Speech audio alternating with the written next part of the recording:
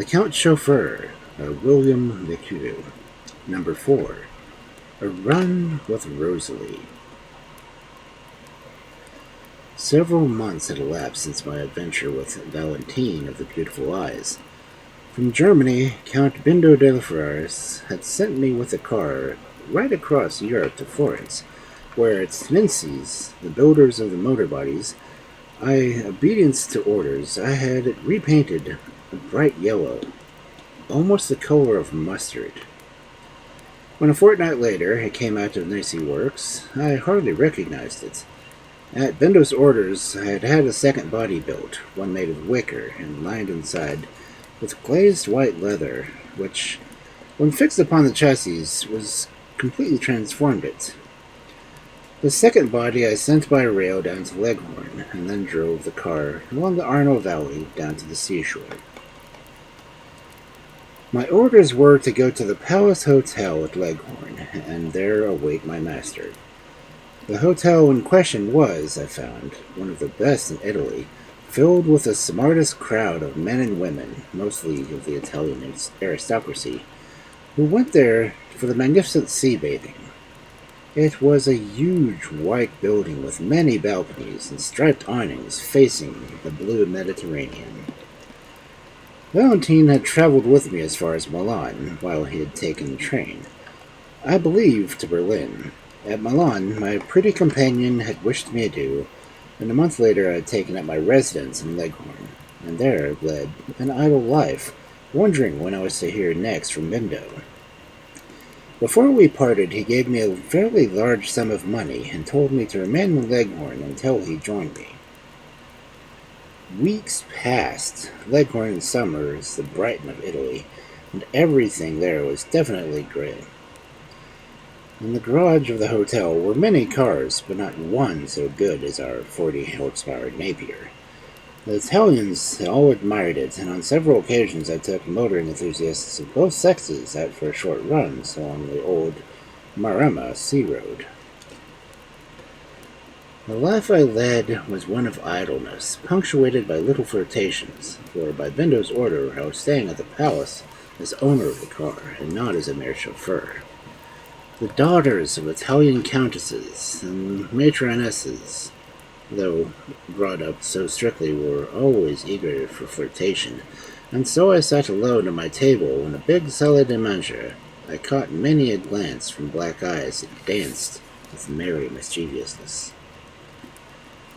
Valentine, when she left me in Milan, had said laughingly, "I may rejoin you again ere long, Monsieur Ewert, but not as your pretended wife, as at Brussels." "I hope not, mademoiselle," I had answered quite frankly. "That game is a little too dangerous. I might really fall in love with you." "With me?" she cried, holding up her small hands in a quick gesture. "What an idea! Oh la la, jamais!" I smiled. Mademoiselle was extremely beautiful. No woman I had ever met possessed such wonderful eyes as hers. "Au revoir, mon cher," she said, "and a pleasant time till we meet again."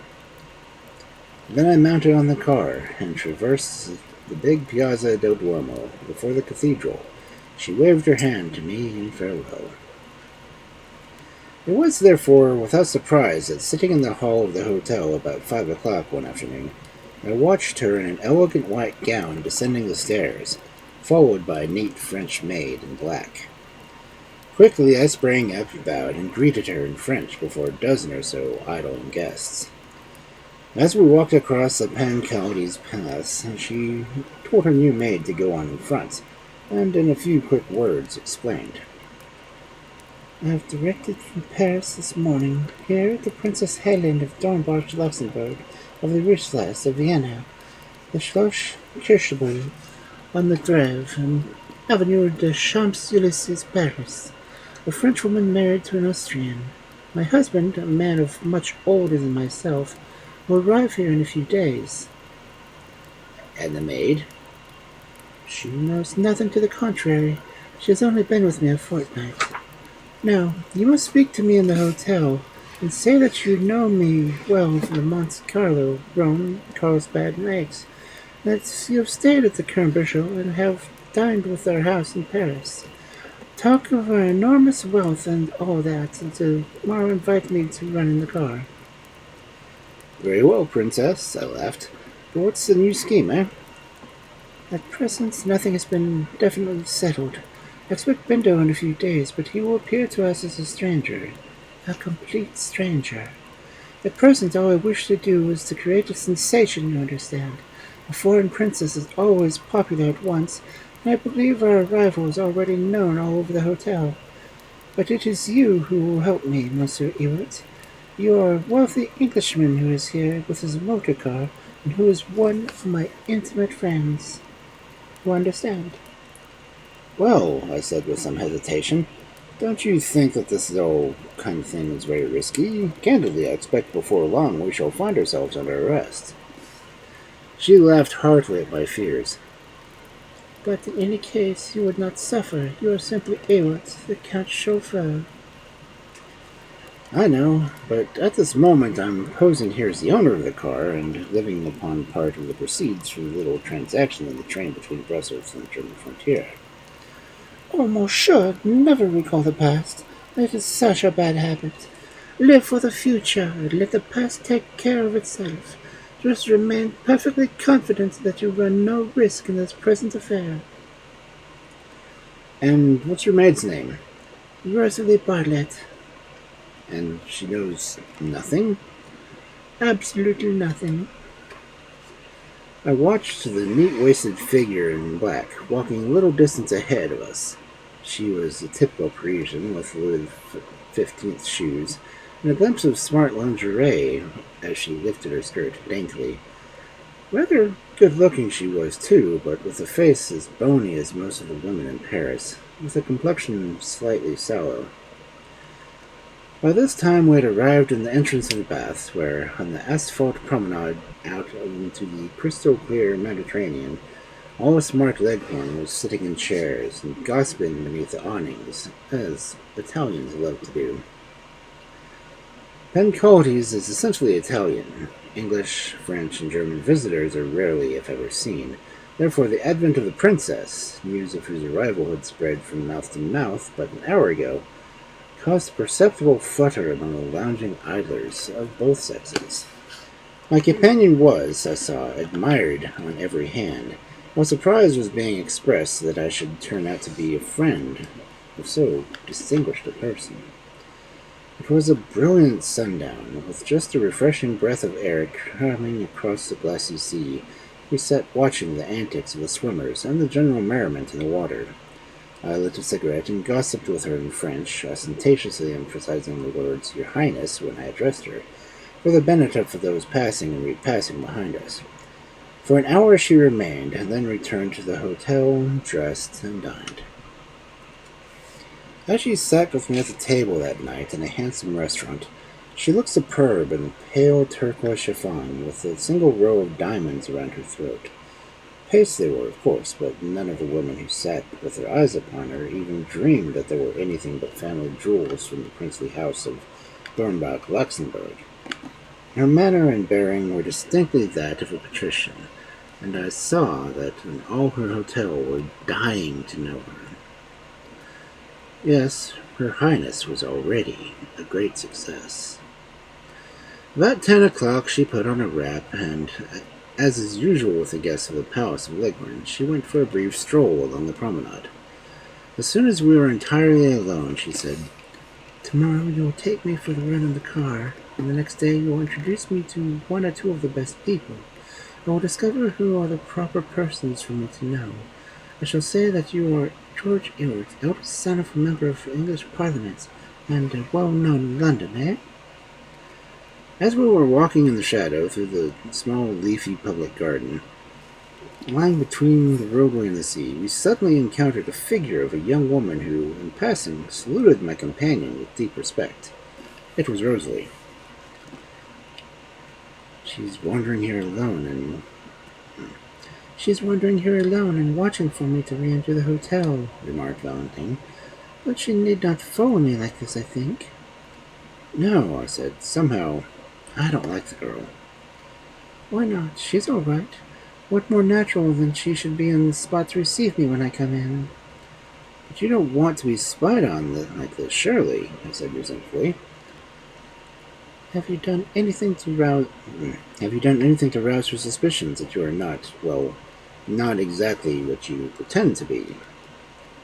Nothing whatsoever.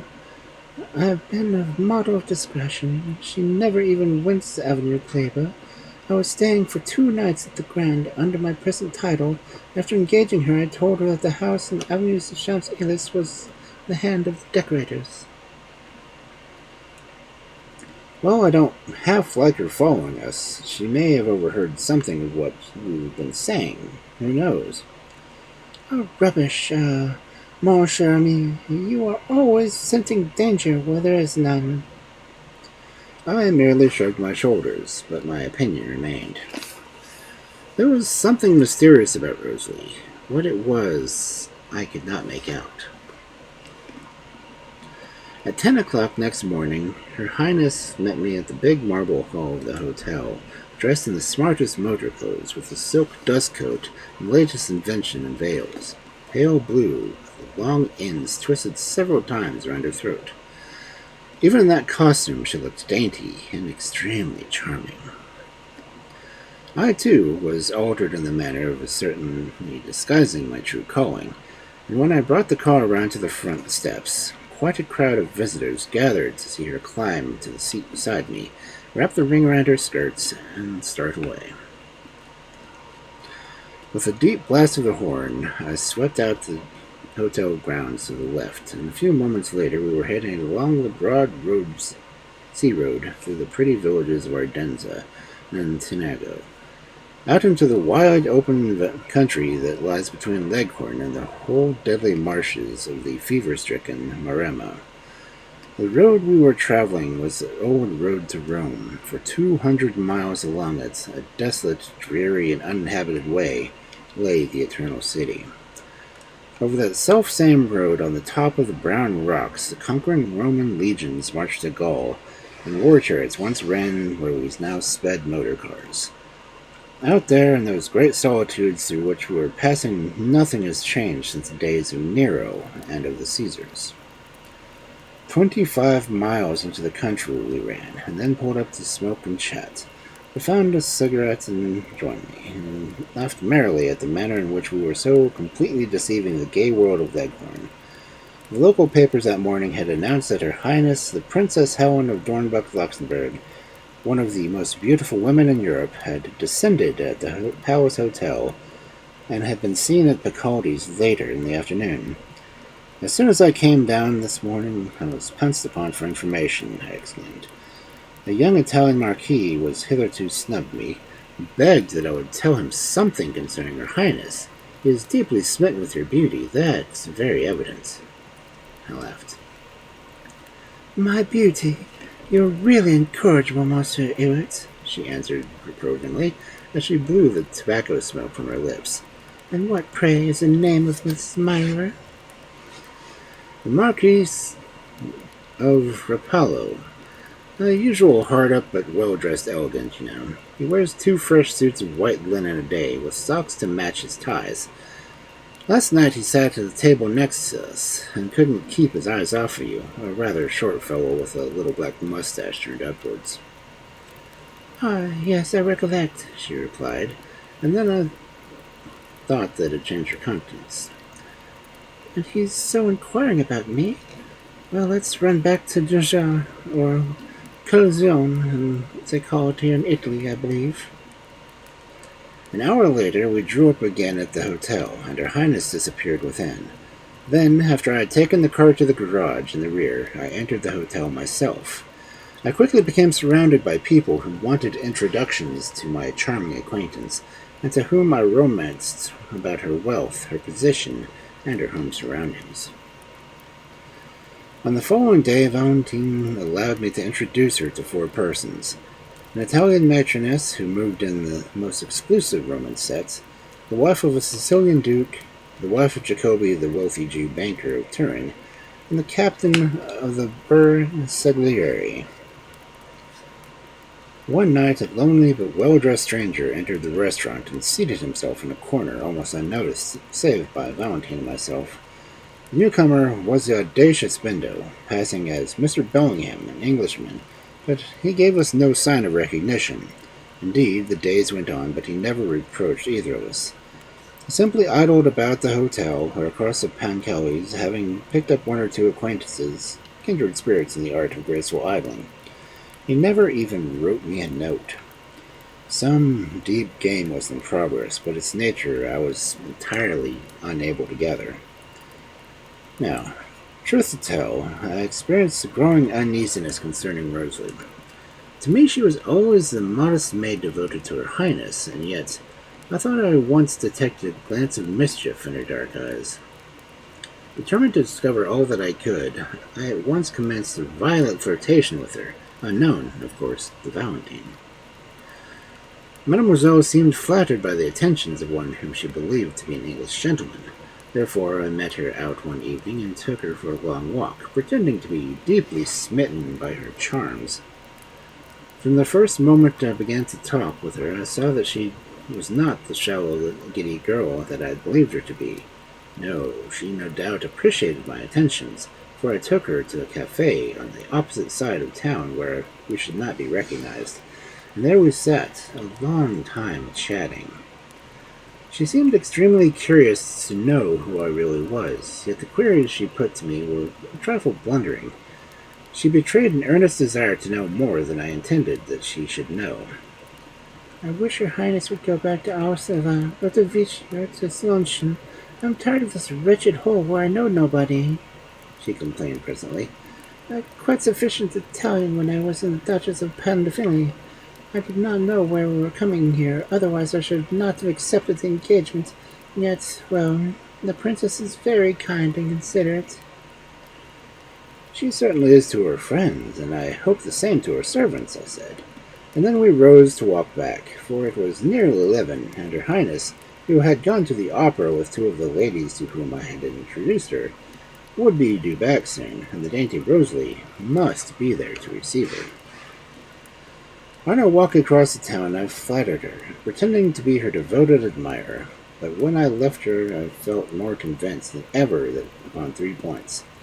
Namely, that she was much older than 22, as she had declared, that she was unduly inquisitive, and that she certainly was no fool.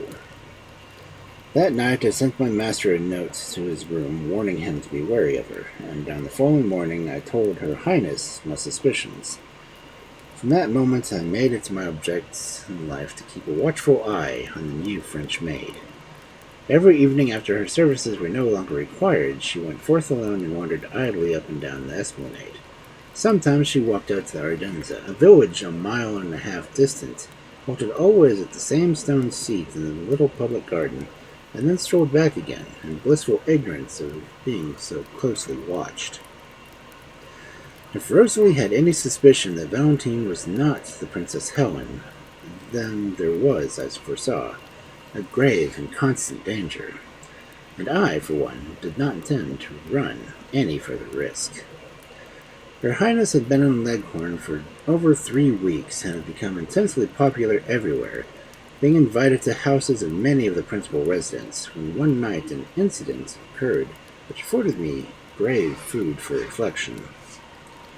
Just after 10 o'clock at night, I had followed Rosalie along by the seats at Ardennes, where she was sitting alone upon her usual seat in a secluded spot at the edge of the public garden, on a kind of small promontory that ran from the semicircle out to the sea. Behind her was a dark thicket of azaleas, and in front of the calm moonlit Mediterranean. I was standing back in the shadow of the spot where I had often stood before, when, after 5 minutes, I saw a tall, dark figure of a man in a gray deerstalker hat join her, and sit down unceremoniously at her side. As soon as they met, she began to tell him a long story to which the stranger listened without comment. Then he seemed to question her closely, and they remained together fully a quarter of an hour, until they at last rose and parted, she walking calmly back to the hotel. Was it possible that the dainty Rosalie was a spy? When I got half back to the palace, I regretted deeply that I had not followed the stranger and ascertained who he might be.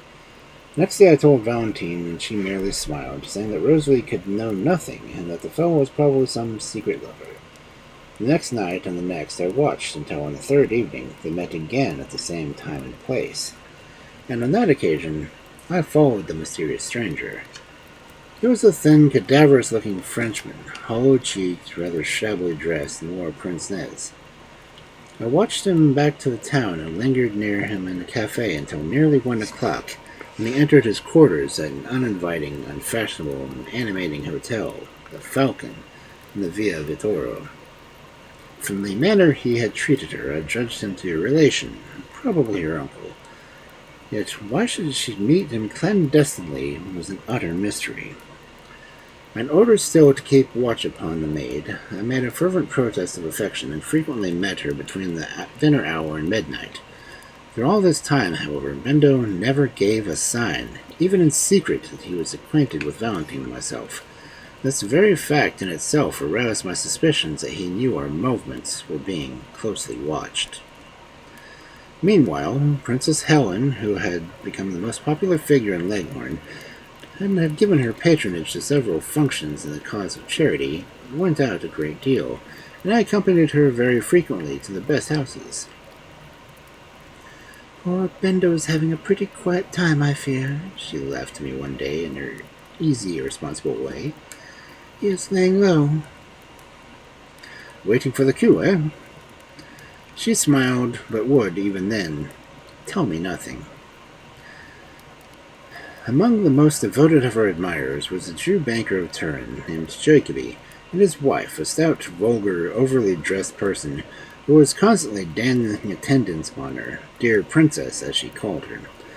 Valentine rather liked her, or pretended to, for on several occasions she lent her Rosalie to dress her hair.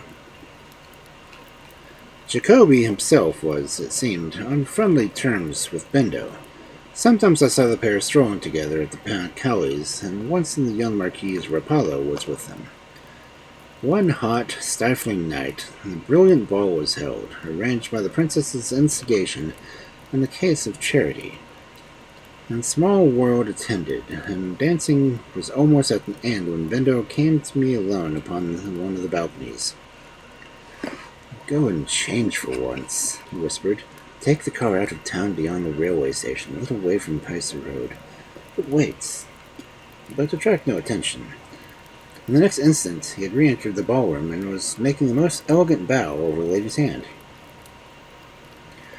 Wondering what was the nature of this coup, I presently slipped away to my room, and I was walking along the corridor, and I felt almost certain that I saw Rosalie's black skirts flouncing around the corner. It was as though I had discovered her on the wrong floor, and that she had tried to escape me. The movements of that girl were so constantly suspicious. I threw off my evening clothes and put on my rough suit and overcoat and motor cap, and went down the back staircase and along to the garage, where, amid the coming and going of cars of departing guests, I was able to run out without being noticed. 10 minutes later, I was outside the town and drawing up on the dark, lonely road that leads to the plain for 15 miles to the quaint old Pisa. I got down and examined my tires, pretending to be a puncture should anyone come to be inquisitive. Glancing at my watch, I found that it was already 20 minutes to 2. The moon was overcast, and the atmosphere stifling and oppressive, precursory of a thunderstorm. Each minute seemed an hour. Indeed, I grew so nervous that I felt half inclined to escape upon the car. Yet if I left that spot, I might leave my audacious friend in the lurch, and in peril of arrest, most likely. It was close upon 2:30, as nearly as I could judge, when I heard a quick footstep on the road. I took off one of the acetylene headlamps of the car and turned it in the direction in order to ascertain who was coming along. A woman in a dark, stiff dress and wearing a veil approached quickly. A moment later, to my mingled surprise and dismay, I saw that it was none other than dainty Rosalie herself, in a very admirable disguise, which gave her an appearance of being double her age. "Monsieur," she gasped, quite out of breath and walking so rapidly. "Drive me at once to Pisa. Don't lose a single instant. The Paris Express passes at 4 minutes past 3, and I must catch it. The last train left here 3 hours ago. Are you alone? Yes, I go alone. But, well, let us speak quite frankly. Is no one else coming? I inquired. No, Moshe. You will take me to the pizza at once, please, she said impatiently. So perforce I had to mount into the car, and when she had settled herself beside me, I drew off the dark and inexplicable road to the city she had expressed in order to catch the Rome Paris Express. Was it a trap, I wondered? What had occurred? I dared not ask anything, while she, on her part, preserved an absolute silence. Her only fear seemed that she had lost her train. That something had occurred was very evident, but it was of nature I remained in utter ignorance. Even when, a short distance from the great echoing station, I dropped a chic little maid with whom I had the past 3 weeks pretended to be so violently in love. Getting down, she told me to await her. She would only be a few minutes. This surprised me, as I thought she was leaving for Paris. She hurried away, and as I watched her going down the road towards the station, I saw a dark figure of a man emerge from the shadows and join her. For a moment he became silhouetted against the station lights, and I recognized it was her mysterious friend. 5 minutes later she rejoined me. Then, on turning back, I was forced to remain at the level crossing until Paris Express, with its long wagon that I roared past, and afterwards I put on the move and would soon back in Leghorn. She did not return to the hotel with me, but at her request I dropped her just before we entered the town. Morning revealed the startling truth. 3 women, occupying adjacent rooms, had lost the greater part of their valuable jewels which they had sent home on purpose to wear at the ball. The police were fettering about the hotel, questioning everybody. There was commotion everywhere, and loud among these expressions of amazement and the audaciousness of the theft were both Bindo and Her Highness, the latter declaring herself lucky that no attempt had been made to secure any of her own valuable jewels.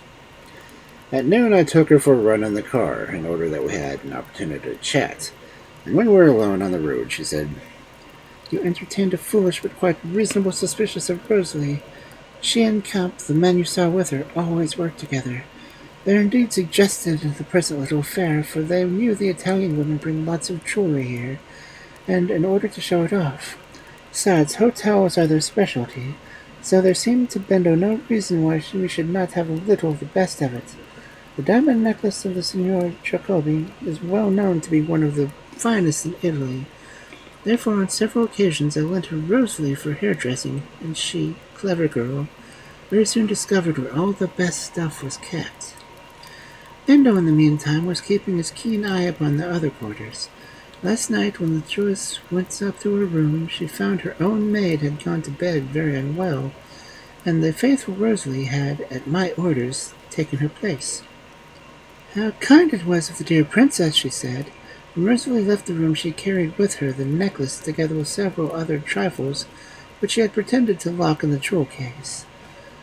10 minutes later, Bindo also slipped in her hands that he had obtained a swift raid for the other 2 rooms during the dance, and she left the hotel carrying away gems worth roughly, we believe, about 16,000 pounds sterling.